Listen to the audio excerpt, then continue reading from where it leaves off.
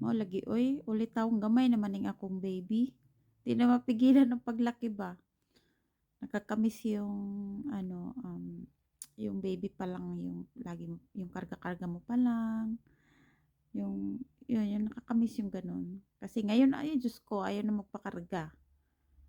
Kaya minsan 'pag nakikita ko yung mga video niya, yung baby pa lang siya, yung nakakaano ba, minsan nami-miss ko lang ba yung moment na gano'n, yung karga-karga mo pa. Ngayon, ang laki-laki na. Yung stroller niya, gipalit lagi to sa iyang dading stroller kay para kauban siya permanente magkuan ba, mag-park run. Kay unsaon ta man kay iyang daddy kay runner man. Magsige man nag-park run tuwing Sabado kaya kasama din ako pero ako kasi naglalakad lang naman ako pero ako yung nagatulak. Ako yung nagtutulak kay Johnny Boy kasi nga siyempre natakbo yung daddy niya. Tapos yung stroller na yun, pang ano talaga yun, pang tawag nila dito stroller, running pram or running stroller kumbaga. Yun talaga yung ginagamit ng mga magulang na may mga dala-dalang mga bata sa park run. Doon nila sinasakay para lagi nilang kasama. Tsaka magaan yun itulak. Kumbaga kasi malalaki yung gulong niya ba. Tapos, yun nga lang si Johnny Boy kasi ang bilis tumangkad. Sagad na yung ulo niya doon sa pinaka ano ng stroller. Tapos, napapansin din siya palagi ng mga ka-running mate ni daddy niya na sabi, ano, 'pag tinatanong ko ilang taon, sabi namin 2.5. Ta's nagugulat sila sabi sabi nila, "Ang tangkad daw." Sabi, "He's so tall." Sabi nila.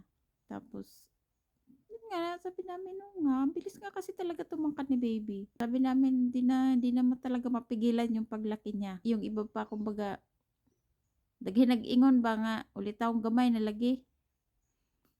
Naalala ko tuloy yung nag-park run kami minsan.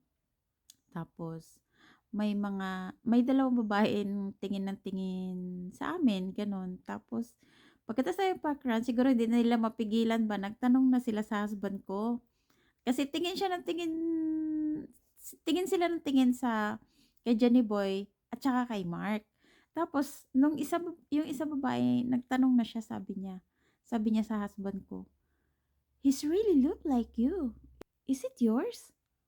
Tapos yung husband ko natatawa lang na natango lang siya ta's natatawa siya. Tapos ako naman, yung pinipigilan ko yung tawa ko kasi parang alam mo yun yung parang hindi sila makapaniwala ba na si Johnny Boy kamukhang-kamukha daw ni daddy niya. Tapos ano yun, natatawa lang kaming dalawa tapos pag-uwi namin, 'pag naalala namin yung dalawa sa park run na yun nga sabi, "He's really look like you." Ta's natatawa kaming dalawa. Kamukha-kamukha nga naman talaga din ni Johnny Boy si daddy niya nung 2 years old. Si daddy niya pareho talaga yung mukha nila, yun yung nasa picture. Tapos ayun, mga ka-running mate ni daddy niya napapansin din na tangkad daw tapos ano, kamukha nga daw gano'n. Pero hati naman kami para sa'kin. Kasi kumbaga nakikita ko yung sarili ko kay Johnny Boy minsan kasi siyempre yung dimple, yung lips, ta's yung color ng mata. Kaya para sa'kin hati kami. Kasi 'di ba parang dati sabi ko gusto ko lang kahit ilong lang niya yung makuha kasi siyempre 'di naman matangos yung ilong ko kaya sabi ko kahit ilong lang. Eh, wish granted din naman. At hindi nagmana sa ilong ko, buti naman. Pero alam mo sa totoo lang, si husband ko, gusto niya sa akin magmana yung ilong ni Johnny Boy. Kasi, ewan ko, gustong-gusto niya daw yung ilong ko. Diyos ko po, sabi ko, wag naman. Sabi ko, makuha na lahat sa akin, wag lang yung ilong. Sabi ko, kaya nga, sabi ko, gusto ko, kahit ilong lang makuha sa'yo eh, kasi hindi naman matangos yung ilong ko eh. Tapos minsan sasabihin niya, I love your nose. Sabi niya, sabi ko, Halimbawa sabi ko niloloko ko minsan, sabi ko, halimbawa 'pag ano, "Ayaw mo ba magpa-rhinoplasty ako?" Sabi kong gano'n, magpa-rhino, sabi ko. Sabi niya, "No." Ayaw niya talaga 'yan. Sabi niya, "No, no."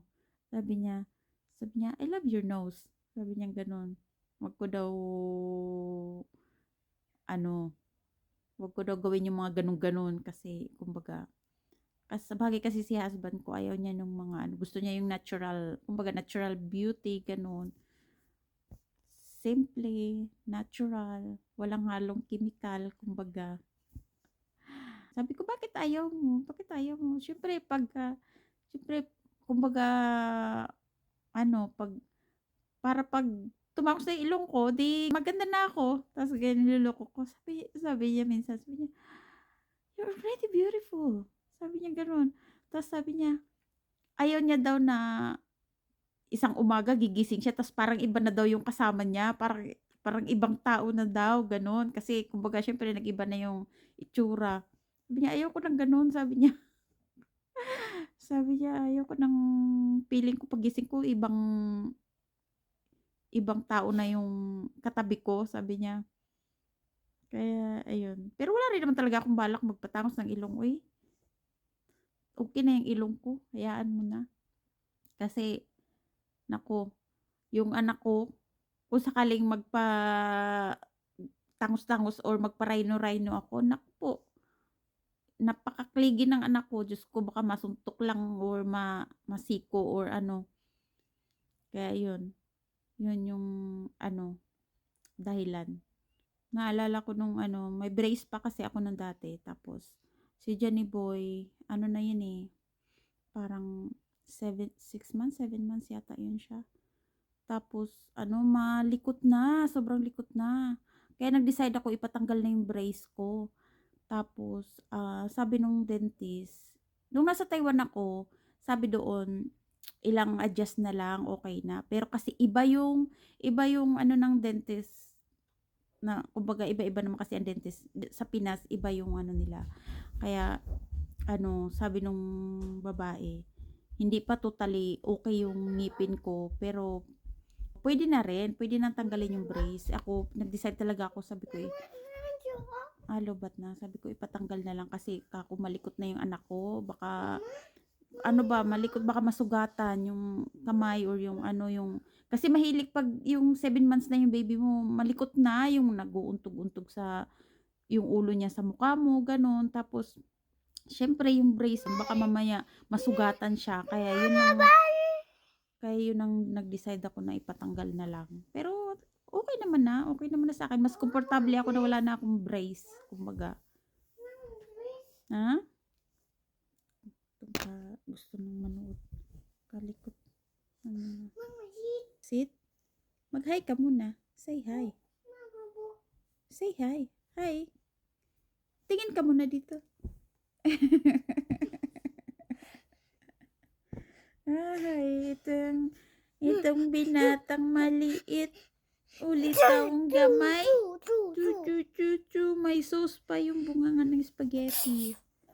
Come na, maligo na tayo.